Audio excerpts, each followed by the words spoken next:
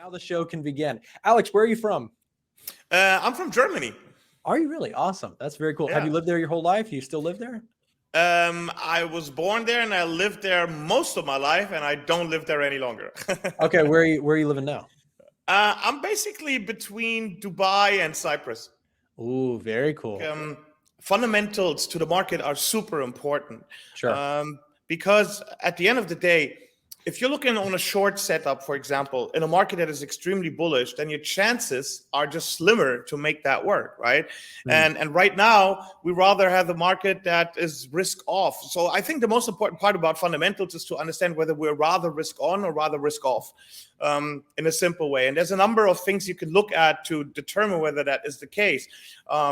The stock market, for example, then obviously there's certain currencies that are considered more safe havens and others are more risk correlated currencies. So rather, the more we go emerging market type of currencies, those are obviously very risk correlated. And the yen is rather a safe haven currency, the Swiss franc.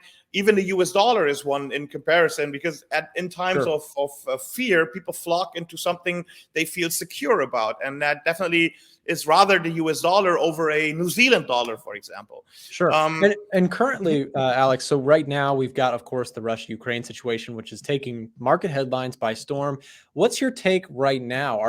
Because again, I had someone ask me in my previous stream a great question, and maybe you can weigh your thoughts in on this. Someone asked, how do you sort of time the shift from risk off to risk on? What are the triggering factors that you're looking for to switch back into more of a risk on orientation, maybe looking at stocks, buying some of those higher risk correlated currencies? What are your thoughts there?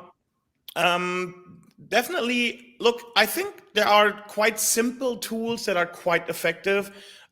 Moving averages, use a fast moving average versus a slower moving average on maybe even a larger time frame, and then just have a look at how much are they diverting from each other. The diversion between the two versus, for example, the average true range that you have in a market can give you a lot of information about whether we are in a more volatile or a more ranging environment. So that helps me to understand whether we're more looking for breakouts or for consolidations in a way. So because when we are in a breakout mood, whether up or down, then you're looking for very different setups than when the market is rather going sideways or within a certain channel, right?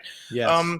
And apart from that, I would definitely also on bigger time frames look for psychological levels, round figures, past support and resistances that have been visited in the past repeatedly, but rather on bigger time frames. So I'm talking daily, even monthly, maybe, just to have like an idea, simple example. Bitcoin just broke the 40,000, but then it came back up quite quickly again. So you can see that there's a struggle at that level. If that level really, which is like an important round figure right very now, and if that level breaks, or if it dips, you can see how quickly it recovered from the 40,000. Maybe we're looking at what do you have, 43? No, you have 40,400. I'm just not seeing, it's a little number here. Yeah, sorry, no, it's a little small. It's a weekly chart. All good. Yeah. And you can see, like it broke here through it, and then but it came back quite quickly. And now if you go on a smaller time frame, because on your weekly now, maybe you can see it better on, I don't know, like an hourly or 50. Yeah, even a daily can show you. A 4-hour chart. Yeah, I see what you're saying. You see that? So you have a wick here, and that's like these important psychological levels here. And you can see like earlier, before it broke all the way down to like 33, 34, that 40 grand was holding. So that is a very important level right now. And if we break that level, chances are we can revisit these lows. So I would be looking rather for sell setups than for buy setups, especially in that combination. So I really try not to overcomplicate it with like loads of indicators and these things, because I think people often confuse themselves and they start to see things that don't actually exist. It's the self-fulfilling prophecy, as they call it. Right. Yeah. And that's the thing, is I'm kind of with you on that. I'm not a big fan of a million indicators on the screen or anything like that. And most of my trading is personally sort of guided first by fundamentals and what I'm seeing in terms of risk sentiment, that sort of thing. But yeah, you make a great point. Simple concepts like this, if we break significant levels and risk off continues to play on, you may see moves back down to major your structure and Right. just walking back to key zones. So definitely agree with you Especially there. especially if you see that if we break the below the 40, and then we see the first pullback, and that pullback, like we saw right now, it recaptured the 40. But Right. if it continues now lower and then it actually bounced off the 40 again, then the chances are that we will revisit much lower lows than the last candle's low are just increased. Really, it's just a game of probabilities here. And if you have signs of weaknesses, then yeah, you go with that, right? Or the other way around. Obviously, now we have negative examples here because the market's going down, not going up. And especially in crypto, so funny because we have all these moon boys out there, right? I mean, I do believe the fundamental backdrop story of Bitcoin is a sound one, from a sound money perspective. Blah blah blah blah. It's like a long conversation, not for today and here. But that has nothing to do with the daily price action, not even a little bit, Right. And this is also what people get confused sometimes, that the price action needs to resemble the fundamental backdrop completely. So I take the fundamentals as a guideline, and then you have to, though the price gives you the rest of the information and the price action, and so these things matter a lot more, in my opinion. Right. Well, and that's the thing too, because I'm with you on that for sure. Because fundamentals, for me, they give me a general sense of direction. But like you mentioned, the intraday stuff, the short-term volatility, and entries and stop loss placements, and all the things that go with it, the fundamentals aren't going to be a key factor in that aspect of it. It's more the technicals and helping to find good places of entry and managing that risk, so that even if you have a fundamentally bullish perspective on something, you're still weighing the technicals with it to help you manage risk and find entries that make the most sense. So definitely agree with you there. And the other way around, I actually did a short YouTube video the other day about that. Only technical analysis trading, in my opinion, is a quite naive way of looking at the market, because it can be misleading. I agree. The smaller time frame you go, the less the bigger picture has an impact. But also, the more difficult it is to trade, because the more erratic is the price behavior.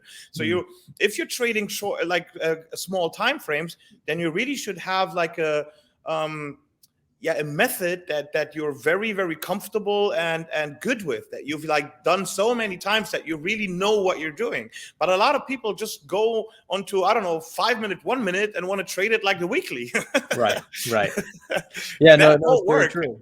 And it's very, it's such an attractive thing when you're a newer trader. It's that excitement of, I can get in and be done in 30 and make a lot of money. And, that I think I'm with you too, for sure there, because, the fundamentals combined with the technicals, it takes into account more than one thing. You're looking at the story of the market, plus, the shorter time frame in terms of the price action, what's actually moving around in the markets today. And, how could we enter and exit with some level of risk management. That's so key. What you just mentioned, the next thing, like risk reward, is also, like, everybody knows it, but not everybody does it. If you're taking a one-on-one risk reward, then you better have a good hit rate. And if you don't know what your average hit rate is, then you better go back and find out, because that's something that I really put emphasis on people understanding. You got to have a playbook, or a tested one that you are very aware of what you're doing. Because, the classic is, I buy the dip and the market goes against me, and then suddenly it becomes a long-term hold. Yes. I've heard that before. So that's crazy, And the more you really prepare for what it is that you're looking for in a market, the better you spot your very pattern. You have tested it hundreds of times. You know what can go wrong much better. You know how a good trade looks like very quickly. You know, in average, how quickly you are usually in profit or not. So you can manage your trade much better, and you also have the, let's just say, the mental strength to really manage your trade, to close out the shit when you need to, I guess. Sorry for the language. No. And I think that too many people are not willing to go through that I would say really it's a hard training. Not everybody can do this. Not everybody's made for this. Everybody wants to make money in an easy way, but trading is the most difficult way to make easy money. And that's really what people kind of overlook here a lot of times. And I love some of those stats that you mentioned. I'd love to just talk about too to maybe the audience. So you mentioned things, for example, like your average time that it takes you for a profitable trade to start coming into your account, or maybe, for example, how quick your losses are on average and things like that. Those are stats, you guys, that will take you so far. Knowing those little things about your trading, whether you track your trading with a third party site, or you write it all in a notepad, or you use an Excel sheet, whatever you use. Yeah. Highly recommend it. I agree with you there. Knowing those stats and taking the time to really dig on your own analytics as a trader is going to tell you where some of your strengths and weaknesses lie, and maybe some things that you should be looking at. So definitely agree with you there, Alex. You may uncover ideas, as you revisit what you've done and you retrace your steps, you can come up with, hey, wait a minute, this is not the first time this has happened. If I would react in this way instead of that way, then I'd actually may turn this around better, this kind of if you love yourself, you gotta give love to your approach, and then it will enormously support your decision-making abilities. And that's what trading is about. Yeah, for sure. And I had one thing also to add to your point there, Alex, about, tracking yourself and seeing how you can turn something around, like you just mentioned. I remember early on in my trading career, I had not back tested. I had not done any of that. That seemed like a lot of work for what it was. And it is a lot of work, but that's the sort of work that you got to put in. But there was a time in my trading, like early on, where I was testing out a concept. And basically I went through a losing streak, but I was risking too much per trade. And so I looked back at my stats. Once I had started, writing down stats, for the first time ever, I started writing things down on my trades. And what I found is that there was a losing streak where I was risking like way too much per trade, maybe 5%, 6%, something kind of aggressive. And I realized that my drawdown was really bad. But then I looked and I was like, wait a second. After that drawdown, I had like 3 great winners. That would have kept me in the game. But the problem is my drawdown was so bad because I was taking such big losses that I basically the demo or the account, the strategy that I was testing failed out. Right. So the thing is, some of those things you only uncover through testing, journaling, writing things down and saying, well, yeah, if I take 5 losses in a row, but I'm risking very small, then it's all good. But if I take 5 losses in a row, but I'm risking the account on like everything, it's going to be very hard to dig yourself out of that situation. The most simple metric in that regard is you lose 50%, you have to double the account to get back to where you started. I think people underestimate that. You don't want to ever get that much down because otherwise you need to flip your account. And I think nobody flips accounts without risking the whole account, Yes.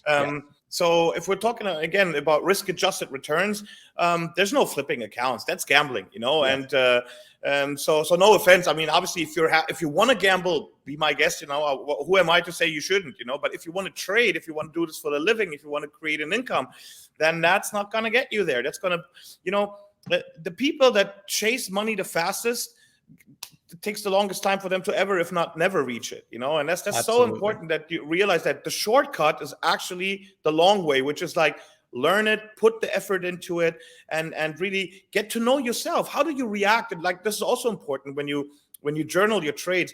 Like, how did you feel about your trade? Were you nervous? Were you impatient? Like, what is the emotional takeaway of that trade? And then you also notice, hey, I'm kind of over patient. I just hold trades too long, which usually people are on the other side of the spectrum. But I'm just saying, like, find out what you are and who you are. Don't just take it for granted that you think you know who you are and what you do good and bad. So and that's that. And I think actually this is a great thing about trading. Trading, if you take it seriously, really needs you to become a better version of yourself in a very self-reflected way, and that spills over into many other areas of your life as well. So that's why I think it's great. It's not just a chasing money kind of thing at all, in my opinion. That's very true. It certainly is as cliche as it sounds. It really is a lifestyle to become, profitable and to improve as a trader. Alex, that's pretty much all the time we had today. But I'm so glad that Sure. you came on today. It was so nice to talk to you. Yeah, Alex, likewise. where can people find you? I'd love to share your YouTube or whatever you have in terms of socials. Where can people find you? Yeah, sure. So my Instagram is at Alex Dou in one handle. You can find my website, which is Douedari Douedari.com, and my YouTube is also Alex Douedari. So you find me on there. I actually help people to learn the art of developing their own trading strategy. I basically, I don't teach one trading strategy, but how you actually build your own. I'm having like really a great time and seeing people really become better versions of themselves, which makes me very happy, actually. Awesome. Well, Alex, thank you so much for coming on. It was Thank you awesome for having having you me. guys. Go blow him up. Go check him out, Alex, on YouTube. We've got it blown up right here. So go check him out. Cool. And Alex, thank you for coming on, man. Thank you. Talk to you soon. Bye-bye. All right. See ya. If you're looking for a broker upgrade, we have an amazing offer just for you.